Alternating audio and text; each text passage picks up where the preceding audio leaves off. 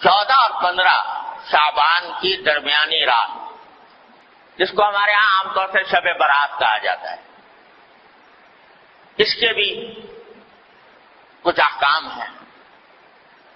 یہ ایک ایسی رات ہے جس کی فضیلت متعدد روایات سے ثابت ہے، اور اس رات میں عبادت کو موجب اجر و ثواب قرار دیا گیا ہے عام راتوں سے زیادہ۔ آج کل بعض حضرات یہ فرماتے ہیں کہ شب برات کی کوئی حقیقت نہیں ہے، یا اس کے بارے میں کوئی صحیح حدیث سے ثابت نہیں ہے۔ یہ بات درست نہیں۔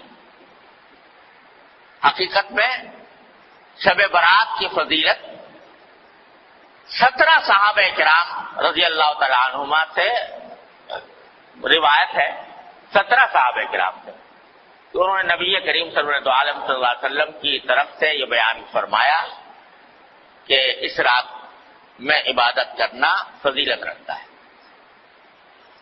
ان میں سے بات روایتیں سند کے اعتبار سے کچھ کمزور بھی ہیں، لیکن مجموعہ ان تمام روایتوں کا 17 روایتوں کا یہ بے اصل اور بے بنیاد نہیں۔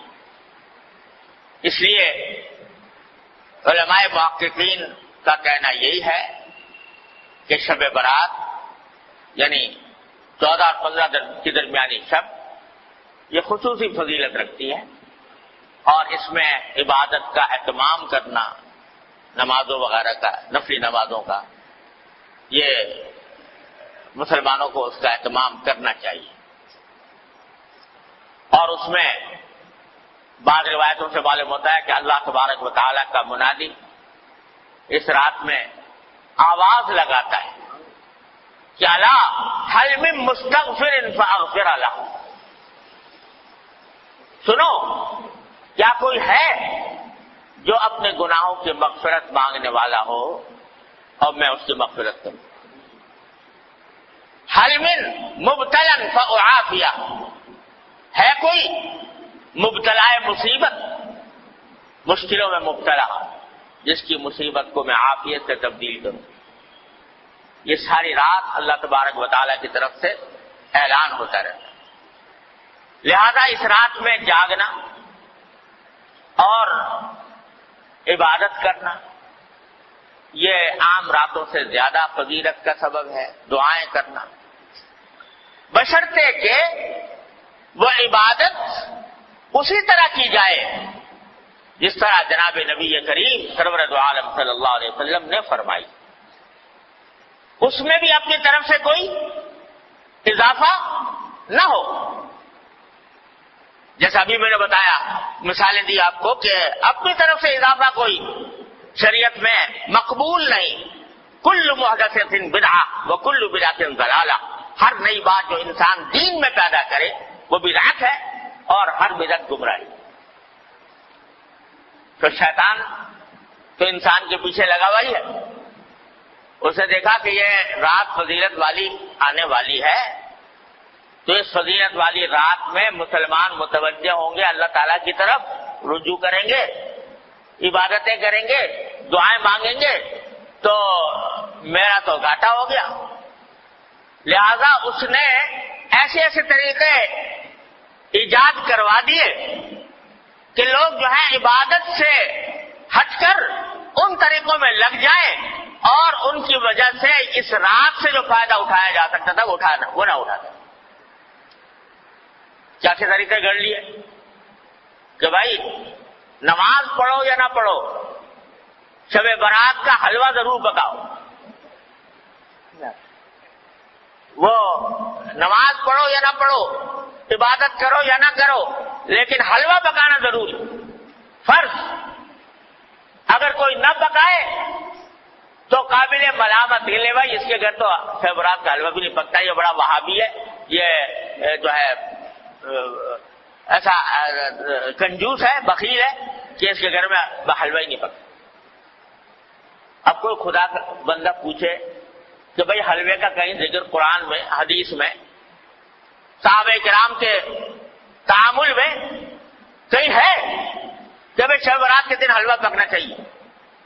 نہ قرآن میں اللہ تعالیٰ نے فرمایا، نہ نبی کریم سرورت عالم صلی اللہ علیہ وسلم نے ارشاد فرمایا، نہ صحابہ کرام کے عمل میں کہیں اس کا کوئی دور دور کوئی نشان نظر آتا ہے، مگر یہ حلادی بات اور اس کو فرض اور واجب سے زیادہ ضروری قرار دے.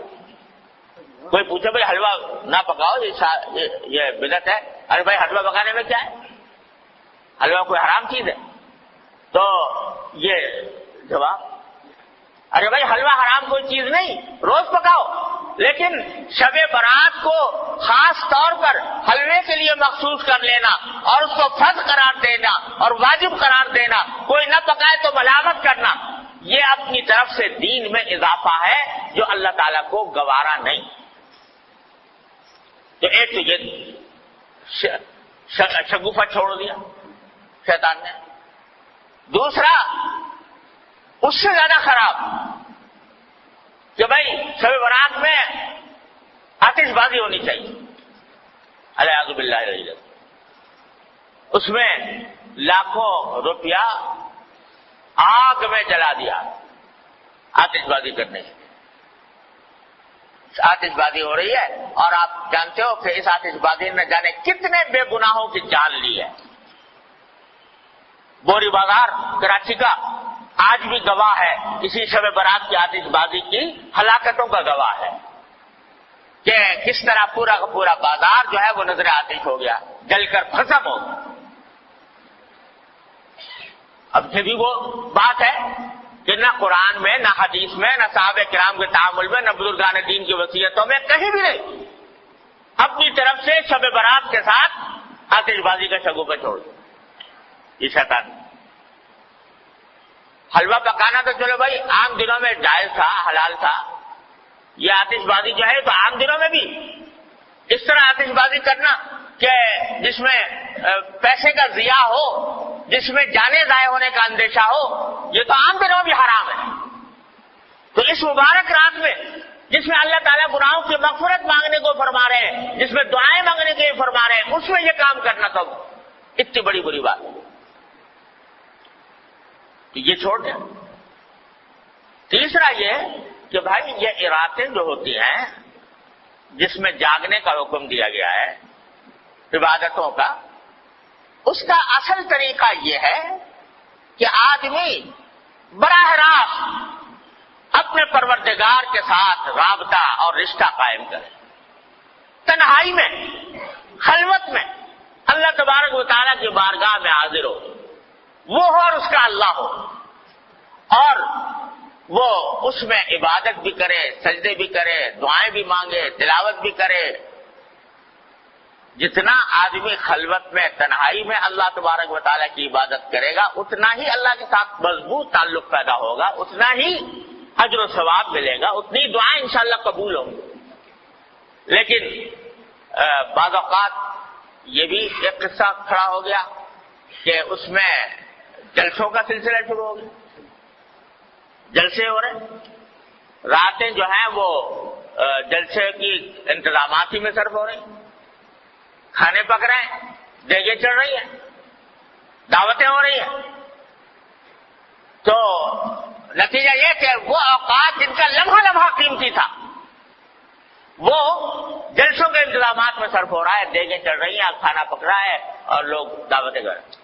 ارے بھائی یہ اللہ نے رات عطا فرمائی ہے، یہ اس کا جتنا بھی حصہ موقع مل جائے، اچھا تو ہے کہ پوری رات پوری نہ ہو سکے، جتنا موقع مل جائے گوشہ تنہائی میں اپنے اللہ سے رابطہ قائم کرو، جیسا کہ نبی کریم سرورت عالم صلی اللہ علیہ وسلم فرماتے. تو اس میں نمازیں، نفل نمازیں پڑھے، لمبی لمبی صورتیں اگر یاد ہیں وہ پڑھے، دعائیں کریں، مناجات مقبول دعائیں، نبی کریم صلی اللہ علیہ وسلم کی دعائیں وہ کریں، اپنے ذات کی دعائیں کریں. آج پوری امت مسلمہ ایک عظیم آزمائش میں مبتلا ہے اور ہمارا ملک خاص طور پر گھرا ہوا ہے، تمام چاروں طرف سے خطرات اور فتنوں میں گھرا ہوا ہے. اس کے لیے دعا کریں اور اللہ تبارک و تعالیٰ سے مانگیں. اس کام میں اس رات کو صرف کرنا چاہیے. اللہ تعالیٰ اپنے فضل و کرم سے ہم سب کو اس کی توفیق عطا فرمائے. اور بھائی اس کے بعد اگلے دن جو ہے یعنی 15 شعبان، اس کے روزے کے بارے میں کوئی حدیث صحیح نہیں. یہ جو مشہور ہے کہ اس رات کا، اس دن کا روزہ رکھنا جو ہے وہ خاص طور پر اس دن کا روزہ، اس کے لیے جو حدیث آئی ہے وہ بہت کمزور، ضعیف ہے، قابل اعتبار نہیں. البتہ ابھی بات کر چکا ہوں کہ شعبان کے سارے ہی مہینے میں آپ روزے رکھا کرتے تھے، سارے مہینے کے اکثر ایام میں روزے رکھا کرتے تھے. لہذا وہ فضیلت جس طرح آج کے دن کو حاصل ہے، اسی طرح کل کے دن کو بھی حاصل ہے، پرسوں کو بھی حاصل ہے، ترسوں کو بھی حاصل ہے. اور دنوں میں نہیں رکھ سکے اس دن رکھ لو. لیکن خاص طور سے 15 شعبان کے روزے کی کو زیادہ فضیلت سمجھ کر روزہ رکھنا مناسب نہیں. لیکن سارے شعبان میں جب بھی موقع مل جائے رکھ دیا جائے. اس طرح اس شب برات کو، اس رات کو گزارنا چاہیے. اللہ تبارک و تعالیٰ سے دعائیں کرنی چاہیے. البتہ ایک بات اور سمجھ لیجئے، ایک روایت میں آتا ہے کہ اللہ تعالیٰ اس رات کے بارے میں بھی آتا ہے، شب قدر کے بارے میں بھی آتا ہے کہ اللہ تعالیٰ اس رات میں اتنے لوگوں کی مغفرت فرماتے ہیں جس میں قبیلہ کلب کی بکریوں کے بال، آپ نے یہ فرمایا. قبیلہ کلب بہت بڑا قبیلہ تھا، ان میں بکریاں بہت ہوتی، ہر بکری کے جسم پہ بال بہت ہوتے. تو سارے قبیلے کی بکریوں کے بال جتنے ہیں اتنے انسانوں کے لگا مغفرت ہوتا، مگر فرمایا 2 آدمیوں کی مغفرت نہیں. اللہ بچائے. ایک وہ جو کسی مسلمان سے کینہ رکھتا ہو کسی مسلمان سے. کینے کے معنی یہ کہ اس کی بدخواہی پر آمادہ ہو، بلا وجہ اس کو برا سمجھ کر اس کو تکلیف پہنچانے اور اس کو ذلیل کرنے کی فکر میں رہتا ہو. اللہ بچائے. ایک تو اس کے گناہ معاف نہیں ہوتے اس رات میں، اور ایک فرمایا وہ جو اپنے پاجامہ، شلوار، پتلون جو بھی پہنے ہوئے ہے اس کو ٹخنوں سے نیچے لٹکائے. اللہ بچائے. تو اس کے بارے میں بھی اس حدیث میں آتا ہے.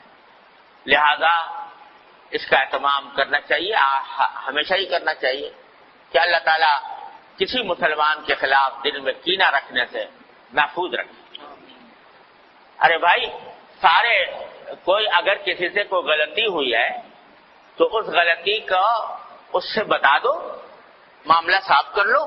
کوئی شکایت ہوئی ہے، شکایت گلا کر کے معاملہ صاف کر لو. اور تمہیں شریعت نے یہ بھی حق دیا ہے کہ جس نے جتنی تکلیف پہنچائی ہے تم اتنی اس کو بھی پہنچا دو، بدلہ لے لو برابر سرابر کا. لیکن دل میں کینہ لے کے بیٹھ گئے اور اس کو ہر طرح ذلیل کرنے، خار کرنے، تکلیف پہنچانے، بدخواہی کرنے کی فکر میں لگ گئے. یہ چیز جو ہے وہ اتنی بڑی گناہ ہے، اتنا بڑا گناہ ہے کہ اس رات میں بھی معاف نہیں. اسی طرح یہ بھائی آج کل بہت ابتلا ہے اس میں ٹخنوں سے نیچے لٹکانے کا. اللہ تعالیٰ ہر مسلمان کی حفاظت فرمائے. یہ حدیث میں فرمایا کہ یہ اصل میں تکبر کی علامت ہے یہ.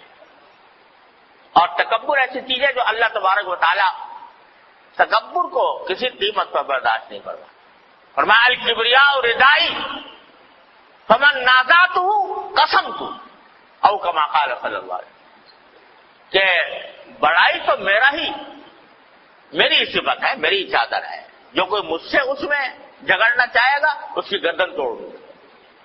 تو تکبر بہت خراب ہے اور یہ تکبر کے علاوہ اس واسطے اس سے حضور نے منع بھی فرمایا اور اس جگہ پر خاص طور سے اس کا ذکر فرمایا. اس کا بھی بھائی ہر مسلمان، کیا اس میں فائدہ ہے کہ آدمی لٹکا لے، ٹخنوں سے نیچے چلا جائے گا تو کیا فائدہ حاصل ہو جائے گا، کون سی دولت مل جائے گی، کون سی لذت حاصل ہو جائے گی. لیکن نبی کریم صلی اللہ علیہ وسلم کے حکم کی مخالفت ہوگی، اتنی بڑی وعید کا سامنا کرنا ہوگا.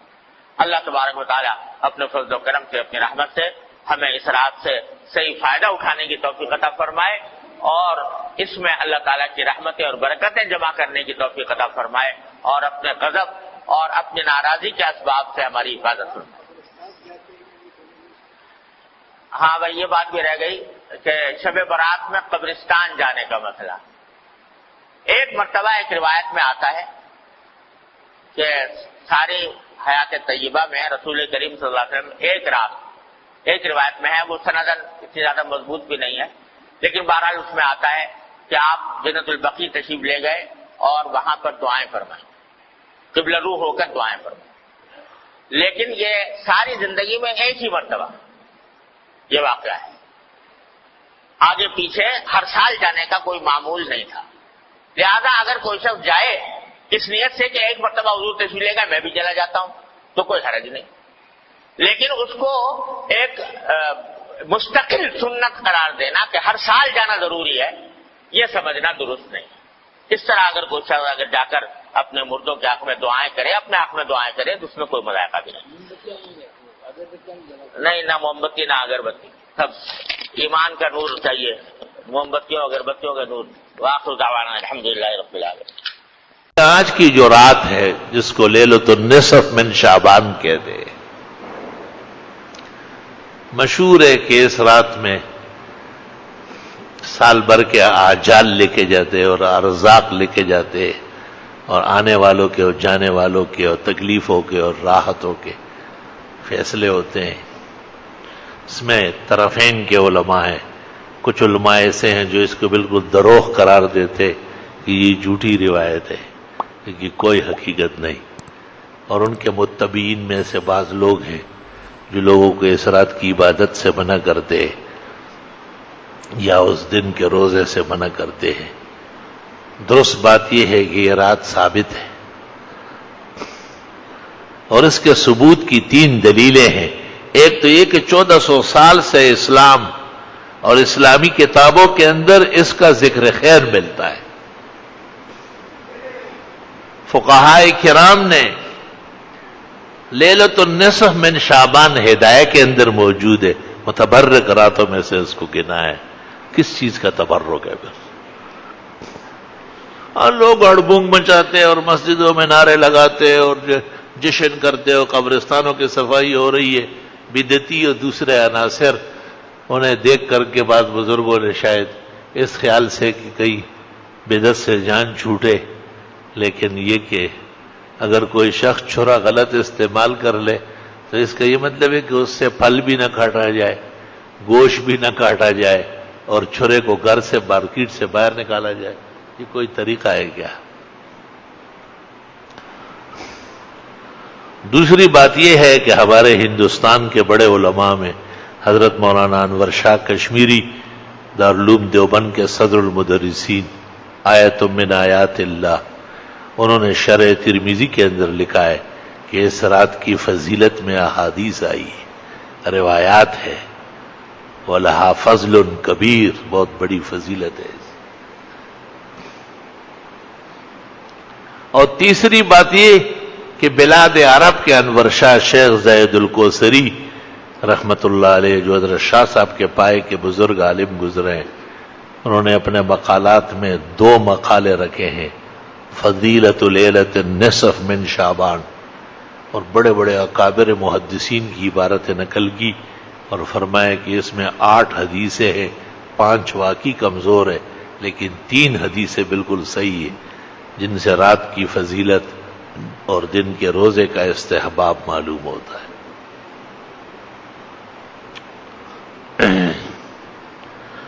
یہ بات اس لیے عرض کرتا ہوں کہ بعض روایات میں ہے کہ ایک مسئلہ سیکھنا 100 رکعت نوافل کے برابر ہے. تو مسئلے سیکھو، 100 رکعت تم کب پڑھو گے؟ 2 دن اور بھی آ جاؤ تب بھی نہیں پڑھو گے. اور کہتے ہیں کہ علم کا ایک باب، جیسے تفسیر کا ایک باب، فضائل کا ایک باب، اس کی اہمیت کا ایک باب، اس کی فضیلت کا ایک باب، اس رات کے ثبوت کا ایک باب، اس رات کے آداب و احترام اور اس میں اعتدال اور میانہ روی کا ایک باب اگر سمجھ لیا جائے تو 1000 رکعت نوافل کا ثواب ملتا ہے. یا اللہ! تو میں نے بھی اس خیال سے کہ آج کی نشست میں اسی سے متعلق مسائل بیان کرتا ہوں تاکہ ہمارے بھائیوں کو اور ان کے توسط سے ہماری بہنوں کو، بیٹیوں کو اور بھاوجوں کو بھی گھروں میں علم کی روشنی نصیب ہو جائے، اور وہ بھی 100 رکعت نوافل اور 1000 رکعت نوافل کا ثواب حاصل کر لے۔ یہ اللہ کے احسانات کے قبیل میں سے ہیں۔ جس طرح آدمی کتنی محنت کرتا ہے اور کتنی مشقت کرتا ہے، اور وہ اول سے لے کے اخیر تک قرآن شریف پڑھتا ہے، ایک قرآن پڑھ لیا، بہت بڑا کام ہے، اللہ نصیب فرمائے۔ لیکن حدیث میں کہ سورہ اخلاص ثلث قرآن ہے، 1/3 ہے، تو علماء کہتے ہیں اگر یہ 3 دفعہ پڑھ لیا جائے تو بھی ایک قرآن کا ثواب مل جائے گا۔ 1 لاکھ 1.25 لاکھ سے تو کم خرچہ نہیں ہوتا عمرہ کرنے کا، اور حج کا تو سرکاری اعلان 3.5 لاکھ کا ہوا ہے۔ 1 لاکھ اور 3.5 لاکھ ہم فقیر و عاجزوں کے لیے مہیا کرنا کوئی آسان کام ہے، لیکن یہ عجیب بات ہے کہ جب آدمی عمرہ کرتا ہے کتنے جلوے پاتا ہے۔ عمرے اور حج کی فضیلت کے بیان سے زبان عاجز ہے، انسانی تگدو میں نہیں کہ وہاں کے احوال، بلکہ میں نے کتابوں میں دیکھا ہے کہ اگر کسی کو اتنا تھوڑی دیر نصیب ہوتی ہے کہ کعبہ شریف کے ایک دروازے سے اس کو داخل ہو رہا اور دوسرے گیٹ سے نکلنے کا وقت مل رہا ہے تو بھی انکار نہ کرے۔ مغفرت کے لیے اور اللہ کی رضا کے لیے یہ تھوڑی دیر بھی کافی ہے، اس پر بھی فخر و شکر کرے ہو، کہ ایسا نہ ہو کہ آئندہ یہ بھی نصیب نہ ہو جائے۔ تو ایک بات تو یہ ہے کہ لیلۃ النصف من شعبان، یعنی شعبان کی 15ویں رات، اس کے فضائل ثابت ہے، لوگ انفرادی عبادت کر سکتے ہیں، بعض جگہ نفلوں کی جماعت ہوتی ہے، خلاف شرع ہے، بعض جگہ صلاۃ التسبیح با جماعت پڑھتے ہیں، حرام ناجائز، نفل کی جماعت حرام ہے۔ فتاوی عالمگیری میں لکھا ہے کہ ایک آدمی پڑھ رہا تھا اور ایک ساتھ کھڑا تھا تو خیر ہے، لیکن 2 اور آ گئے تو سلام پھیر دے اور توڑ دے نماز، اور فرمایا کہ اس لیے کہ 3 آدمیوں کی تو پوری جماعت ہوتی ہے، اور یہ باقاعدہ اشتہارات نکالتے ہیں، اخبارات میں اعلانات کرتے ہیں، ہاتھ اٹھائے ہیں مگر لب پر دعا کوئی نہیں، کی عبادت بھی تو وہ جس کی جزا کوئی نہیں۔ اللہ تعالیٰ بدعات سے اور فسق و فجور سے اور خاص کر عبادت کے رنگ میں محفوظ فرمائیں۔ یہ جو پٹاخے پھوٹتے ہیں اور ان راتوں کے اندر قسم قسم کی یہ آتش بازی ہوتی ہے، شاید آپ نے اس پر غور نہیں کیا ہے، یہ ہندوؤں کا رسم ہے، اور ہندوؤں کا رسم کیوں ہے اس کو سن لو، صرف ہنسنے سے کچھ نہیں ہوگا، دیر تک آپ ہنس لے تو ایک پائی بھی آپ کو نہیں ملے گی، سنجیدگی سے سن لے تو نسل آباد رہے گی۔ چونکہ اسلام میں یہ ہے کہ متبرک راتوں کے اندر سکون ہو، آرام اور راحت ہو۔ بخاری شریف میں ہے رسول اکرم صلی اللہ علیہ وسلم اپنے گھر سے نکلے اور مسجد نبوی آ رہے تھے کچھ ضروری مسئلہ بیان کرنے کے لیے، آپ نے راستے میں دیکھا کہ 2 مسلمان ایک دوسرے کے ساتھ تو میں کر رہے تھے اور غصے ہو رہے تھے۔ آپ بہت غمگین ہو کر کے آئے، ممبر پر بیٹھ گئے اور آپ نے کہا کہ مجھ سے وعدہ ہوا تھا کہ لیلۃ القدر کی متعین گھڑی کہ وہ 21ویں ہے یا 23ویں، 25 ہے یا 27 یا 29، ایک ہی رات متعین کر کے دوں گا، لیکن میں نے دیکھا کہ 2 آدمی راستے میں زور زور سے چلا کے ایک دوسرے پر گرم ہو رہے تھے۔ حق تعالیٰ نے مجھے کہا کہ اب ضرورت نہیں ہے اس امت کو دینے کی، ان کے ہاں تو ایسی بے اعتدالی، دونوں صحابہ تھے، مسلمان تھے، بے قصور تھا، ان کو معلوم نہیں تھا کہ ہماری اس غلطی سے اتنی بڑی پکڑ ہوگی، اور یہ چونکہ مسلمانوں نے اس رات کو بڑی محبوبیت سے بڑے سکون سے منانے کی کوشش کی۔ آگے دلیل سن لو۔ دوسری دلیل یہ کہ ہماری فقہ میں ہے کہ متبرک راتیں مسجد میں منانا مکروہ ہے، اجتماع کرنا مسجدوں میں کراہت سے خالی نہیں ہے۔ نور الازا فقہ کی پہلی کتاب ہے، اس کی عبارت سن لو، وَيُكْرَهُ إِحْيَاءُ اللَّيَالِيَ الْمُتَبَرِّكَةِ وَاجْتِمَاعُهَا فِي الْمَسَاجِدِ، متبرک راتوں کے لیے اکٹھے ہونا اور ساری رات مسجدوں میں جاگنا یہ مکروہ ہے، کیونکہ اس میں بھی ہڑبونگ پیدا ہوتی ہے، اس میں بھی بدنظمی ہوتی ہے، وہاں ایک لیٹا ہوا ہے، ادھر ایک پڑا ہوا ہے۔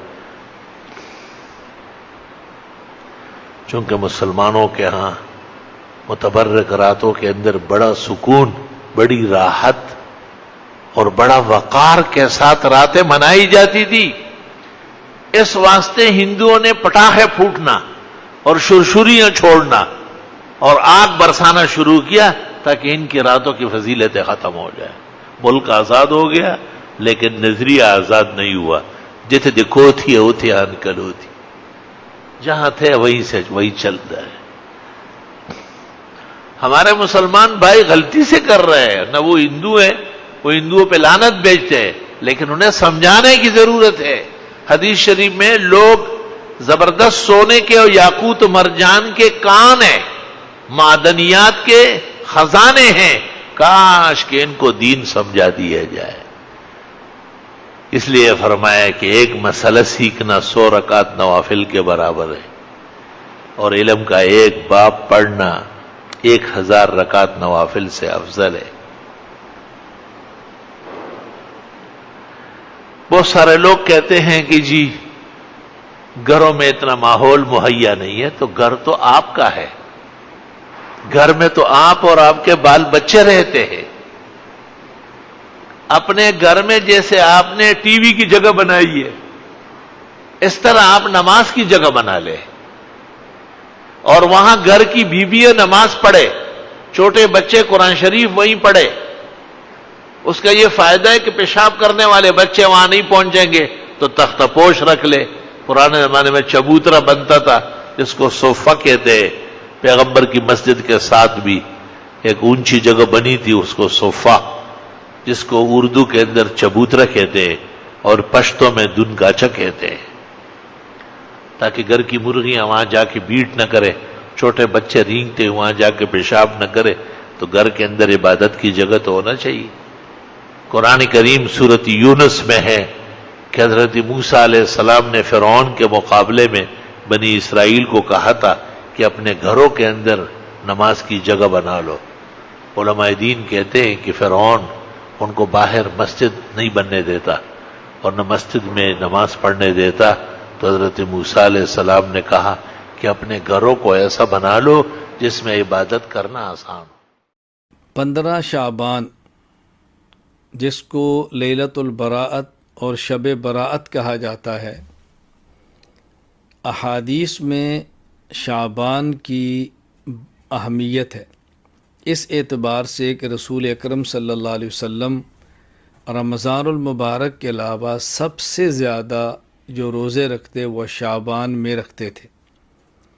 اسی طرح رسول اکرم صلی اللہ علیہ وسلم رجب کا چاند نظر آنے پر دعا جب مانگتے تو شعبان کا ذکر بھی فرماتے، اللہم بارک لنا فی رجب و شعبان و بلغنا رمضان، اور رمضان تک اے اللہ ہمیں پہنچا دے۔ اسی طرح حضور اکرم صلی اللہ علیہ وسلم کا ارشاد ہے، آپ نے فرمایا احسو ہلال شعبان لرمضان، کہ شعبان کا جو چاند ہے اس کو اچھی طرح محفوظ رکھو، اس کا حساب کرو رمضان کے لیے۔ تو چونکہ شعبان رمضان کا مقدمہ ہے، شعبان رمضان کی تمہید ہے، شعبان رمضان المبارک کی تیاری ہے، اس کی خاص اہمیت احادیث کے اندر آئی ہے۔ پھر شعبان میں 15 شعبان یعنی 15ویں رات، اس کو لیلۃ البراءت کہا جاتا ہے عربی میں، اور ہمارے اس کو شب براءت کہتے ہیں۔ یعنی یہ وہ رات ہے کہ جس میں اللہ تعالیٰ خصوصیت سے توبہ قبول فرماتے ہیں، لوگوں گناہوں کو معاف فرماتے ہیں، اللہ تعالیٰ رحمت عطا فرماتے ہیں اس رات کو۔ اس رات کے بارے میں بطور خاص حضرت علی رضی اللہ تعالیٰ عنہ سے حدیث موجود ہے، جو کہ سنن ابن ماجہ حدیث نمبر 1388، اسی طرح امام بہقی کی شعب الایمان جلد 3 صفحہ 378 پر روایت موجود ہے کہ حضرت علی رضی اللہ تعالیٰ عنہ نے فرمایا کہ رسول اکرم صلی اللہ علیہ وسلم نے ارشاد فرمایا اذا کانت لیلۃ نصف من شعبان، جب شعبان کی درمیانی آدھے شعبان کی بات رات ہو، یعنی 15ویں شب، فقوموا لیلہا، تو اس رات کو قیام کرو، فصوموا نہارہا، اور دن کا روزہ رکھو۔ تو 15 شعبان رات کی عبادت اور دن کا روزہ یہ مستحب ہے، رکھنا چاہیے، نہ سنت مؤکدہ ہے، نہ واجب ہے، نہ فرض ہے۔ اگر کوئی شخص اس دن کا روزہ نہ رکھے اور 15 شعبان کی شب کا قیام نہ کرے، کوئی اس پر ملامت نہیں، کوئی اس پر نکیر نہیں، کوئی اس پر اعتراض نہیں۔ اگر کوئی رکھتا ہے تو بہت اچھا کرتا ہے، لیکن اس رات کو قیام اجتماعی کرنا، نوافل کی جماعت کرانا، باقاعدہ تداعی کر کے لوگوں کو دعوت دینا، یہ مناسب نہیں۔ اسی طرح باقاعدہ شعبان کے روزے کے لیے رمضان کے روزے کی طرح عمومی سحری کا اعلان کرنا، عمومی افطاری کا اعلان کرنا، سحری افطاری کا اہتمام کرنا، یہ مناسب نہیں۔ یہ عبادت ہے، اجتماعی نہیں، انفرادی ہے، فرض واجب سنت مؤکدہ نہیں، بلکہ زیادہ سے زیادہ مستحب کے درجے میں ہے۔ اگر کوئی کرتا ہے تو بہت اچھی بات ہے۔ ہمارے بہت سارے مشائخ سے اس رات کا قیام بھی ثابت ہے، رات کی اہمیت کے پیش نظر عبادت بھی ثابت ہے۔ اللہ تعالیٰ توفیق عطا فرمائے تو کرنی چاہیے۔ ہاں، ایک بات کا بطور خاص خیال رکھیں کہ بعض لوگ وہ ہیں جن کے بارے میں رسول اکرم صلی اللہ علیہ وسلم کا ارشاد ہے کہ ان کی اس رات بھی مغفرت نہیں ہوتی۔ ہمیں اس سے بچنا ہے کہ ہم اس فہرست کے اندر شامل نہ ہوں۔ یہ حدیث شعب الایمان للبیہقی کے اندر موجود ہے، حدیث نمبر 3556۔ الترغیب والترہیب کے اندر موجود ہے، حدیث نمبر 1547، کہ نبی کریم صلی اللہ علیہ وسلم فرماتے ہیں جبرائیل میرے پاس آئے، اتانی جبرائیل علیہ السلام، فقال هذه لیلۃ النصف من شعبان، یہ شعبان کی درمیانی شب ہے، یعنی 15ویں شب ہے، وَلِلَّهِ فِيهَا عُتَقَاءُ مِنَ النَّارِ بِعَدَدِ شُعُورِ غَنَمِ کلب، بنی کلب کی بکریوں کے بالوں کے برابر، یعنی بہت بڑی تعداد میں اللہ تعالیٰ جہنم سے لوگوں کو آزادی کا فیصلہ فرماتے ہیں۔ لیکن لا ينظر اللہ فیہا الی مشرک و الی مشاجح ولا الی قاطع رحم ولا الی مسبل ولا الی عاقل لوالدی ولا الی مدمن خمر۔ یہ 6 لوگ ایسے ہیں کہ جن کی طرف اللہ تعالیٰ رحمت کی نظر سے نہیں دیکھتے۔ نمبر 1 مشرک، نمبر 2 کینہ رکھنے والا، نمبر 2 رشتہ داروں سے تعلقات کو ختم کرنے والا، نمبر 3، نمبر 4 شلوار ٹخنوں سے نیچے رکھنے والا، نمبر 5 والدین کی نافرمانی کرنے والا، نمبر 6 شراب کا عادی۔ اللہ تعالی ہماری حفاظت فرمائے۔ کس قدر افسوس کی بات ہے، کس قدر دکھ کی بات ہے، محرومی کی بات ہے کہ اس رات بھی انسان اللہ تعالیٰ کی نظر رحمت سے محروم ہو جائے اور انسان کی مغفرت نہ ہو سکے۔ اس لیے ہمیں اہتمام کرنا ہے، ہم شرک سے توبہ کریں، کینے اور بغض سے توبہ کریں، قطع تعلق سے توبہ کریں، شلوار ٹخنے نیچے رکھنے سے توبہ کریں، والدین کی نافرمانی کرنے سے توبہ کریں، شراب پینے سے توبہ کریں۔ اگر کوئی شخص اس گناہ کے اندر ملوث ہے، توبہ کر لے، آئندہ اس گناہ کو نہ کرنے کا فیصلہ کر لے، سچی پکی توبہ کرے۔ بہرحال میری گفتگو کا خلاصہ یہ ہے، 15 شعبان شب براءت، لیلۃ البراءت کی رات عبادت بھی کر سکتے ہیں، 15 شعبان کو روزہ بھی رکھ سکتے ہیں۔ نہ تو اجتماعی عبادات کا اہتمام کریں، اجتماعی کا معنی کہ باقاعدہ اعلان کریں، تداعی کریں، اشتہار چھپا کے جمع کریں، انفرادی عبادت ہے۔ ہاں، اگر اتفاقاً کچھ لوگ جمع ہو گئے ہیں، آپ نے تلاوت بیٹھ کے کر لی ہے، ذکر کر لیا ہے، اللہ کا نام لے لیا ہے، بیان ہو گیا ہے، سن لے، تو اس میں کوئی حرج نہیں ہے۔ ہاں، لوگوں کو جمع کر کے بیان کرنا، سمجھانا، یہ ایک الگ چیز ہے۔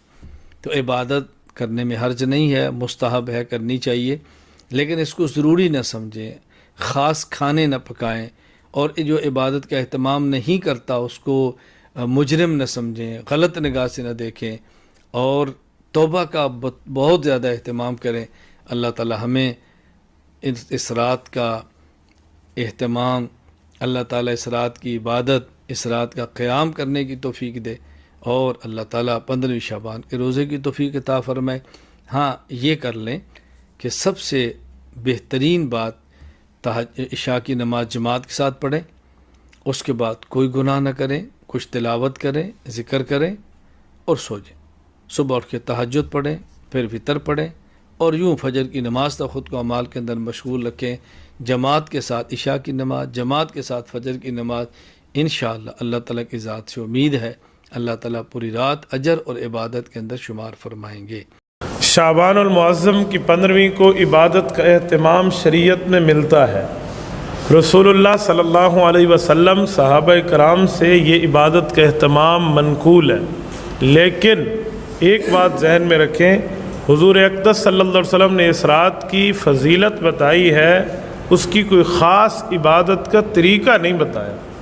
جو آج کل ہمارے ہاں طریقے رواج پکڑ گئے ہیں کہ اس رات صلاۃ التسبیح کی جماعت کر لیں، قبرستان جانا لازمی سمجھ لیں، یہ رسول اللہ صلی اللہ علیہ وسلم سے کہیں منقول نہیں ہے۔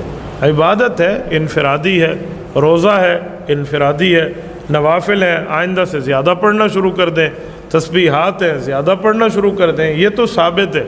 لیکن باقاعدہ کسی خاص طرز پہ جو آج کل ترتیب چل پڑی ہے، چراغاں کر لیں، لائٹیں جلا لیں، روڈ بلاک کر لیں، لوگوں کو جمع کریں، بلا کے محافل میں شریک کریں، یہ حضور پاک کے دور سے ثابت نہیں ہے۔ جہاں تک اس کی فضیلت کی بات ہے، بڑی فضیلتیں ثابت ہیں۔ قرآن کریم کی آیات میں بھی مفسرین نے اس پر اشارتاً روایات لکھی ہیں، اور احادیث پاک میں تو بڑی تفصیل سے منقول ہے، تو یہ ثابت ہے، لیکن اس کا کوئی خاص طریقہ ثابت نہیں ہے۔ اس رات جاگنا بھی ثابت ہے، اس رات عبادت بھی ثابت ہے، لیکن اس کو یوں نہ سمجھیں کہ مجمع کیا جائے، بلایا جائے، بندوں کا اکٹھ ہو، محفل ہو، چراغاں ہو، ڈھول باجے، جو آج کل ترتیب ہے وہ نیکی برباد اور گناہ لازم کے مترادف ہے۔ حضور پاک صلی اللہ علیہ وسلم کا اس پر عمل موجود ہے۔ جامع ترمذی میں حضرت عائشہ رضی اللہ عنہ فرماتی ہیں، فقدت رسول اللہ صلی اللہ علیہ وسلم لیلۃ فخرجت فاذا هو بالبقیع۔ ایک رات اللہ کے رسول میرے ساتھ سوئے، رات کو میں نے رسول اللہ کے بستر پہ دیکھا تو بستر خالی، تو میں اللہ کے رسول کے پیچھے باہر نکل کے دیکھنے لگی کہ حضور کہاں ہے، تو میں نے جنت البقیع میں دیکھا اللہ کے رسول موجود تھے۔ میں نے اللہ کے رسول سے پوچھا، یا رسول اللہ آپ ادھر آ گئے؟ حضور علیہ السلام نے فرمایا، آج شعبان کی رات ہے، اللہ رب العزت مغفرت کے دریا بہا دیتے ہیں، میں اس لیے قبرستان آیا ہوں۔ مفتی اعظم پاکستان مفتی محمد شفیع عثمانی رحمۃ اللہ علیہ فرماتے ہیں کہ یہ بات ثابت ہے، لیکن پوری زندگی میں ایک بار۔ رسول اللہ صلی اللہ علیہ وسلم کی زندگی میں 15ویں شعبان کی راتیں کئی بار آئی ہیں، لیکن ہر رات حضور قبرستان نہیں گئے۔ ہر رات سے مراد ہر 15 شعبان کی رات کو نہیں گئے۔ تو جتنا ثابت ہے اس پہ اتنا عمل کر لو، جو ثابت نہیں ہے اس کو چھوڑ دو۔ تو پوری زندگی میں ایک بار ہم بھی چلے جائیں، اس پر کوئی منع نہیں ہے، لیکن ہر 15 شعبان آئے تو مجمع کو اکٹھا کر کے وہاں لے جانا، یہ نہ حضور سے ثابت ہے، نہ حضور کے صحابہ سے ثابت ہے۔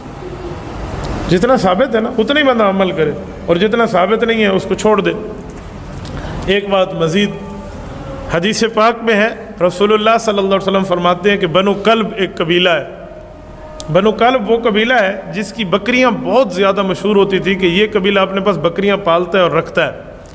تو حضور پاک صلی اللہ علیہ وسلم نے ارشاد فرمایا کہ بنو کلب کی بکریاں جتنی ہیں نا، ان بکریوں کے جسموں پر جتنے بال ہیں، ان سے زیادہ اللہ پاک اس رات میں عبادت کرنے والوں کو معاف فرما دیتے ہیں۔ جتنی بکریوں کے بال ہیں نا، ان بالوں سے تعداد میں بڑھ کے بندے بخشے جاتے ہیں اس رات، اور اس کو لیلۃ البرات کہا جاتا ہے، بخشش کی رات۔ برات کہتے ہیں آزادی کو، جہنم سے آزادی، تو آزادی ملتی ہے اس رات، تو اس رات عبادت کرنی چاہیے۔ تو بات وہیں آ جائے گی کہ عبادت ہے، لیکن عبادت کا کوئی خاص ڈھنگ ثابت نہیں ہے، عبادت کا کوئی خاص طرز ثابت نہیں ہے۔ کوئی بندہ بیٹھ کے درود شریف پڑھ لے، کوئی نفل پڑھ لے، کوئی قرآن پاک کی تلاوت کر لے، جاگتا رہے، اس پہ کوئی انکار نہیں ہے، یہ ثابت ہے۔ لیکن یہ ترتیبیں جو مسجد میں مجمع بٹھا کر پھر واز، پھر وہ جو ہے نا کیا کہتے ہیں وہ لائٹنگ، اور مجمع پورا قبرستان جا رہا ہے، گپ شپ لگا رہا ہے، سیلفیاں بن رہی ہیں، موبائل چل رہا ہے، یہ اچھی لیلۃ البرات ہے، یہ پھر اسلام کی عبادت کی روح کٹنے کے مترادف ہے۔ تو اتنا ہی کریں جتنا شریعت سے ثابت چلے گا۔ یہ 15 شعبان کی اسلام میں حیثیت کیا ہے، اس کا 2 منٹ میں خلاصہ پیش کر دیتا ہوں۔ پہلی بات، قبرستان جانا کسی صحیح حدیث سے ثابت نہیں ہے، ایک روایت ہے سند کے لحاظ سے انتہائی کمزور، اور اگر مان لیا جائے تو زندگی میں ایک دفعہ، ہمارے ہاں ہر سال جایا جاتا ہے، اور وہ بھی نبی چپکے سے گئے، ہمارے ہاں جتھوں کی شکل میں جایا جاتا ہے، تو یہ ساری بدعات ہیں۔ سمجھ میں آ رہی ہے بات؟ ایک تو وہ حدیث انتہائی کمزور ہے سند کے لحاظ سے، اس سے شرعی مسئلہ ثابت نہیں ہوتا، لہذا ہماری رائے یہی ہے کہ 15 شعبان کو قبرستان ثواب سمجھ کے جانا بدعت عمل ہے، اور ثواب سمجھے بغیر جانا بدعت کی تائید ہے، تو نہ جائیں قبرستان۔ سمجھتے ہو؟ نہیں یاری بھائی ان کو رہنے دو، میں گلا پاگلوں کی طرح پھاڑ رہا ہوں، میں 3 دن سے بیانات کرتے کرتے نا گلا بیٹھ گیا مجھے۔ تو 15 شعبان کو آپ کو قبرستان جانے کی ضرورت نہیں ہے۔ کوئی بولے یہ مفتی صاحب نیا دین لیا ہے، نیا دین نہیں بھائی، جتنے بھی 1400 سال سے جو بدعت سے پاک دین ہے وہ یہی ہے۔ کیوں؟ کوئی صحیح حدیث موجود ہی نہیں ہے، انتہائی کمزور حدیث ہے، اور زندگی میں ایک بار والی ہے، صحابہ سے وہ بھی ثابت نہیں ہے، اور وہ بھی چپکے سے گئے، آپ جتوں کی شکل میں جا رہے ہو، تو یا تو یہ بدعت ہے یا بدعت کی تائید ہے۔ تو آپ قبرستان پھر چپ ہو جاتے ہیں، یار نہیں جاؤ، یار کسی اور دن چلے جاؤ قبرستان۔ ویسے بھی ان 15 شعبان کو قبرستان میں جو میلے ٹھیلے اور انٹیاں بن سج کے آئی ہوئی ہوتی ہیں نا، مردے فتنوں میں پڑ جاتے ہیں، مردے کہتے ہیں مرے کیوں یار، اتنا اچھا ماحول ہے باہر کا۔ تو آج کل تو انٹیاں ایسے میک اپ کر کے اور دوپٹے، اور پھر بندے بھی تیار ہو کے، ایک انٹرٹینمنٹ ہے وہ قبرستان، وہ قبرستان تھوڑی رہا ہے جو پہلے ہوا کرتے تھے۔ تو آج کل تو ویسے بھی جانا جائز نہیں ہے۔ دوسرا کام، اس رات کو لوگ کہتے ہیں نہاؤ دھو اور تہوار ہے، تو تہوار اسلام میں دن میں ہوتے ہیں، راتوں میں عیسائیوں کے ہندوؤں کے تہوار ہو سکتے ہیں، مسلمانوں کے تہوار دن کی روشنی میں ہوتے ہیں، رات کے اندھیروں میں بولو نا نہیں ہوتے، راتیں عبادت کی ہوتی ہیں، تہوار نہانا دھونا اچھے کپڑے یہ دن کے کام ہیں۔ تو لہٰذا یہ کوئی بھی نہیں ہے کہ رات نہلاؤ، نہا دھو کے اور اچھے اچھے کپڑے پہنو، کوئی مستند روایت نہیں اس بارے میں، تمیز سے سو جاؤ گھر میں جا کے۔ اور تیسرا کام کیا ہے؟ حلوہ مانڈا، حلوے مانڈے پکاتے ہیں، تو جب تہوار ہی نہیں ہے تو حلوے کس بات کا بھائی؟ حلوے تو عیدوں میں خوشیوں میں ہوتے ہیں نا، تو جب تہوار ہی نہیں ہے، ہمارے تہوار دن میں ہوتے ہیں بھائی، عید الفطر، عید الاضحیٰ، اور جمعے کا بھی دن میں ایک قسم کا تہوار ہے، یہ بھی دن کی روشنی میں، تو آپ نے حلوے مانڈے بھی بولو نا نہیں۔ پھر اس رات کو تقدیر کے فیصلے ہوتے ہیں، قرآن میں صاف طور پر ہے کہ وہ لیلۃ القدر میں ہوتے ہیں، اور ہم نے قرآن بھی کب نازل کیا؟ رمضان میں اور لیلۃ القدر میں، بالکل واضح قرآن کی آیتیں ہیں۔ اس کے مقابلے میں جو 15 شعبان والی حدیثیں ہیں جن میں آتا ہے کہ اس رات فیصلے ہوتے ہیں، وہ قرآن کے مقابلے میں جاندار، سند کے لحاظ سے مضبوط نہیں ہے، ان میں اتنی طاقت نہیں ہے کہ قرآن کی آیت کو آپ اس میں ایڈیشن کر دیں۔ لہذا قرآن سے واضح پتہ چلتا ہے کہ جو فیصلے ہوتے ہیں سال بھر کے وہ شب قدر میں ہوتے ہیں، جو رمضان میں، اور قرآن بھی کب نازل ہوا؟ راجح دلیل کے لحاظ سے راجح بات یہی، اگرچہ بعض علماء نے وہ بھی لکھی، لیکن راجح دلیل کے لحاظ سے یہ بات ہے۔ 3 باتیں ہو گئیں۔ چوتھی بات ہے پٹاخے، شب برات کے پٹاخے، تو بھائی یہ تو پٹاخے یہ بھی جائز نہیں ہے۔ آپ کیوں ایک رات کو ایک عبادت کا عنصر دے کے اس میں پٹاخے پھوڑ رہے ہیں؟ لوگوں کی نیندیں خراب ہوتی ہیں، ہارٹ پیشنٹ پریشان ہو جاتے ہیں، بہت بڑے آگ لگ جاتی ہے بعض دفعہ، یہ عمل بھی حرام ہے، ناجائز ہے۔ اور کیا ہوتا ہے شب برات میں؟ جلدی بتاؤ، عبادت پہ آ رہا ہوں۔ دن کا روزہ 15 شعبان کا، وہ بھی کسی صحیح حدیث سے ثابت۔ میں نے ایک دفعہ کسی نے کہا محرم کے فضائل پہ بیان کریں، بہت دفعہ مجھے اصرار کیا 1 گھنٹے کا بیان ہو محرم، میں نے بہت جب میرا تنگ کیا تو میں نے بیان کیا، میں نے کہا نبی صلی اللہ علیہ وسلم نے فرمایا، حدیث کا مفہوم ہے یہ اشہر حرم ہے، محترم مہینہ ہے، 4 محترم مہینوں میں 1 محرم بھی ہے، اور 10 محرم کا روزہ، آپ صلی اللہ علیہ وسلم نے اس کی جو بھی حدیث میں فضیلت بیان کی۔ میں نے کہا وما علینا الا البلاغ، لوگوں نے کہا بھائی کیا بیان کا؟ میں نے کہا بھائی اتنا ہی ہے، صحیح حدیث سے اتنی ہی ثابت ہے، ایک آدھ اور حدیث ہوگی جو اس وقت میرے ذہن میں نہیں، اس سے زیادہ میں نے کہا 1 گھنٹے کا بیان ہو نہیں سکتا، کوئی ہے ہی نہیں۔ تو آپ کی مرضی کی باتیں ہم نہیں کریں گے, ہم وہ باتیں کریں گے جو اللہ اس کے رسول صلی اللہ علیہ وسلم نے جس طرح بیان کی. خطابت کے جوہر دکھانے کے لیے تو 6 گھنٹے کا بھی بیان ہو سکتا ہے, لیکن اگر آپ نے وہ بات کرنی ہے جو اللہ کے رسول نے بتائی ہے تو جتنی بتائی ہے اتنی ہی آپ کو پارسل کرنی پڑے گی. اپنی طرف سے پارسل کرنے کا ہمارے پاس انتظام, ہم کمپنی ہوتا ہے نا, بعض کمپنی ہے پیک کر کے دے رہی ہوتی ہیں, وہ KFC والوں کے, وہ کہتے ہیں وہ جو کمپنی کی پیکنگ ہے وہ ہم آپ کو دیں گے, اپنا شاپر ہمارا الگ تھیلے میں رکھا ہوا ہے, ٹھیک ہے نا, اس کے لیے الگ آرڈر دینا پڑے گا آپ کو. تو اگر اللہ رسول کی بات ہے تو بھائی اتنی ہے. تو اس لیے 15 شعبان کا جو روزہ ہے وہ بھی کسی صحیح حدیث سے ثابت بولو نہیں ہے. اور کیا رہ گیا, جلدی کرو, اب وہ شادی بھی ہونی ہے ان کی, بھائی آئے ہوئے ہیں نا. اور کیا رہ گیا, رات کی عبادت کی طرف آتا ہوں میں. اور بھی اور کچھ ہے, بس یہی ہے نا, پٹاخہ, قبرستان. پٹاخہ جب بھی بولتا ہوں, میری چھوٹی بچی ہے نا بڑی شرارتی, اس کا پٹاخی کہتا ہوں میں اس کو, ایسے پٹاخے کی طرح نا پھدکتی رہتی ہے ایسے. تو بچے بڑے اٹریکٹیو ہوتے ہیں یار, گھر میں بچے ہوا رکھا کرو, بچے گھر میں رونق ہوتی ہے. تو ایسے وہ اس کے ہوتے ہوئے شب برات کے پٹاخوں کی ضرورت ہی نہیں ہے ہمیں. تو ایسے بچے ہوتے ہیں نا, ایسے کھیل رہے ہوتے ہیں کلابازیاں, چھوٹے 2-2.5 سال کے بچے. ہم تو بچوں کو دیکھ کے دل چاہتا ہی نہیں کہ یہ بڑے ہوں, چھوٹے زیادہ اچھے ہوتے ہیں. تو پٹاخہ یہ ناجائز ہے. حلوے مانڈے, میٹھا ویسے ہی اسلام میں کم ہے یار, تم میٹھے پھوڑ کے اپنے آپ کو. اور تیسرا کیا ہے, میٹھا کم کیسے, لوگ حدیث پہ کے لحاظ سے اشکال کریں گے, پھر کسی وقت اس کا جواب دوں گا. تیسرا ہے نہانا دھونا, صاف کپڑے پہننا. اچھے کپڑے تو ویسے ہی صاف پہننے چاہیے ہر وقت, لیکن اسپیشلی اس رات میں کوئی فضیلت نہیں ہے. چوتھا 15 شعبان کا روزہ, اور اس رات کو تقدیر کے فیصلے وغیرہ یہ سب چیزیں ثابت نہیں ہیں. ہاں اب یہ عبادت ہے یا نہیں ہے, تو جمہور کے نزدیک اس میں عبادت کی فضیلت ہے, لیکن بعض محققین اس فضیلت کے بھی قائل نہیں ہیں. تو اختلافی مسئلہ ہے, اجماعی مسئلہ نہیں ہے اس رات کی عبادت کی فضیلت. لیکن بہرحال جمہور چونکہ قائل ہیں, اس کے دلائل کیا میں پہلے بتا چکا ہوں کہ میں پورا آڈیو کلپ ایک ریکارڈ کروا چکا ہوں حدیثوں کے ریفرنسز کے ساتھ, راویوں کی سندوں اور بحثوں کے ساتھ. تو بہت ساری حدیثیں, اگرچہ کوئی بھی حدیث صحیح نہیں ہے اس کے فضیلت کے بارے میں, لیکن تعدد طرق کی وجہ سے بہت سے علماء کے نزدیک درجہ حسن کو پہنچی ہوئی ہیں. تو لہذا کرنے کا کام یہ ہے کہ اگر کوئی کرنا چاہے تو بھائی عبادت کرے. تو اللہ سے امید ہے کہ اس کو اس رات میں عبادت کا ثواب دوسری راتوں کی نسبت زیادہ ملے گا. بعض حضرات اس کے قائل نہیں ہیں. ہاں اب عبادت کا کوئی خاص طریقہ منقول نہیں ہے کہ یہ پہلی رکعت میں یہ اتنی دفعہ پڑھو, دوسری رکعت میں اتنی دفعہ پڑھو. اور نفلی عبادت شریعت ترغیب دیتی ہے گھر میں کرنے کی. افضل کیا ہے کہ گھر میں عبادت کی جائے. اب اگر آپ سمجھتے ہیں گھر میں دل نہیں لگے گا تو پھر مسجد میں آ جائیں, لیکن اجتماعی سطح پہ مسجد میں جماعتوں کی نمازیں قائم کرنا, اجتماعی قرآن خوانیاں کرنا, یہ تمام اعمال بدعت ہیں. تو اگر آپ نے عبادت کرنی ہے تو چلو کسی بہانے عبادت کر لو, تو اس میں یہ ہے کہ انفرادی کرنی ہے, بہتر ہے گھر میں کی جائے, نہیں تو مسجد میں کر لیں آ کے.